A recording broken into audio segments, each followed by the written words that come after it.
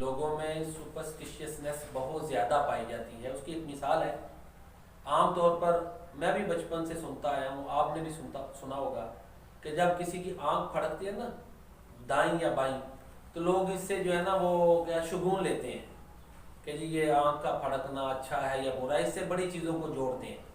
حالانکہ یہ آنکھ کے مسلز کی پرابلم ہوتی ہے، اس کا تقدیر کے ساتھ یا خوشی اور غمی کے آنے کے ساتھ کوئی تعلق نہیں ہے، اور طب میں تو باقاعدہ اس کے علاج موجود ہے۔ اگر کسی کی آنکھ پھڑک رہی ہے تو پٹھے کی پرابلم بعض دفعہ تو نیچر خود ہی اس کو سالو کر لیتی ہے خود۔ اگر نہیں مستقل بیماری بن چکی ہے اور آنکھ جو ہے وہ مسلسل اس طرح پھڑک رہی ہے، اور آنکھ جو ہے اس کے جو یہ غلاف ہیں اوپر والے، ان کی حرکت جو ہے، آئی کورز جو ہیں، ان کی حرکت کنٹرول میں نہیں آ رہی، تو یہ بیماری ہے۔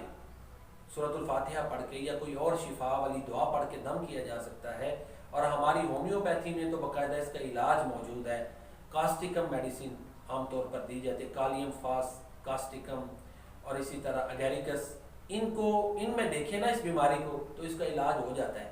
تو لہذا آنکھ کی جو ہے غیر متوازن حرکت اور اس کو پھر تقدیر کے ساتھ جوڑنا، خوشی اور غمی کے ساتھ جوڑنا، یہ ایک توہم ہے، وہم ہے، اس کا حقیقت کے ساتھ کوئی تعلق نہیں ہے۔ یہ بیماری ہو سکتی ہے، یہ کوئی مرض ہو سکتا ہے، یہ کسی چیز کے بارے میں پیشین گوئی نہیں ہے جیسا ہمارے معاشرے میں سمجھا جاتا ہے۔